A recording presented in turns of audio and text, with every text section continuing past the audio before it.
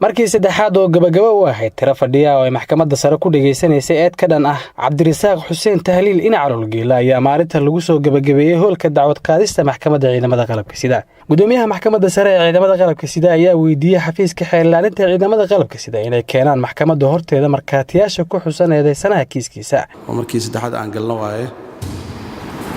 marka waxaan filaa in xer ilaalinta loogu fadhiyay markaatiyaalkii ay ku soo qoreen eedooda inayna hor keenaan marka warka ma sii dheeraanayo waxaan leeyahay xeelali ku soo dhaw markaatiyada la imaam ma jirin wax markaatiya oo la hor keenay maxkamadda balse bedelkeed xafiiska ayaa soo jeediyay inaysan sii socon karin xilligan kadib dacwad qaadista eedeysanaha xaggooda waxay sidoo kale soo jeediyeen in eedeysanaha maxkamadda go'aan ka gaartay iyadoo la raacinayo tallaabooyin amni oo xadiday dhaqdhaqaaqa eedeysanaha iyo maslaxada gobolka Mudug gaar ahaan degmada u kala qaybsan maamul ahaan maamulada Puntland iyo Galmudug ee Gaalkacyo. Axmed Jiino Xasan ku-xigeenka xeelaliyaha ciidamada qalabka sida ayaan weydiiyay waxa iska bedelay wixii laga sugayay ee ahayd markaatiyaal. kiiskaana horay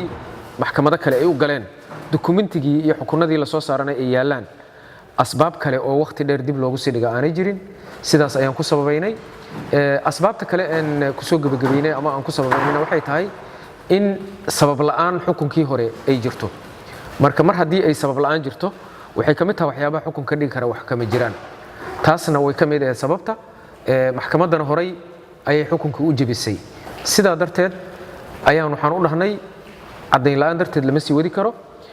waxaan kaloon codsanay maadaama ay jireen arrimo la xiriira dhinaca ammaanka oo eedeysanaha iyo deegaankii oo laga soo qabtay iyo deegaankaas dhib ka jira dartiis na waxaan dhahnay in la saaro tillaabooyin la xiriira ammaanka sida ilkuhaynta booliiska waxa loo yaqaan police surveillance arrintaasna waa codsanay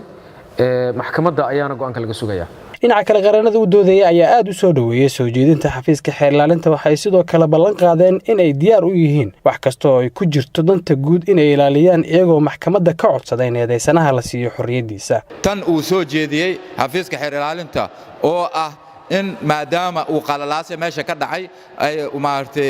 security-ga dhinaciisana laga yaabo in problem iyo wax uu ka dhaco maxkamadduna inay go'aan ka qaadato waxaan diyaar u nahay muwakkilkeygana uu diyaar u yahay in wax allaale wixii masaalixda caamka ah wax u dhimaayo goob kasta oo uu joogo haddii Gaalkacyo uu joogo iyo haddii Muqdisho uu joogo wax lid ku ah jiritaanka dawladnimada inuusan lug ku yeelanin inuusan ka qayb qaadanin wax kasta oo wax u dhimi karo nabadgelyada guud iyo wada noolaanshaha ummadda shacabka Soomaaliyeed inuusan tallaabo lid ku ah inuusan ka qayb qaadanin taasina maxkamadda horteeda ayuu ka ballan qaadayaa wixii tallaabo ah oo maamul ah oo ay maxkamaddu nagu amarto in muwakkilkeena si loo gaaro xaqiiqada dhabta ah loo gaaro muwakkilkeena uu bari u noqdo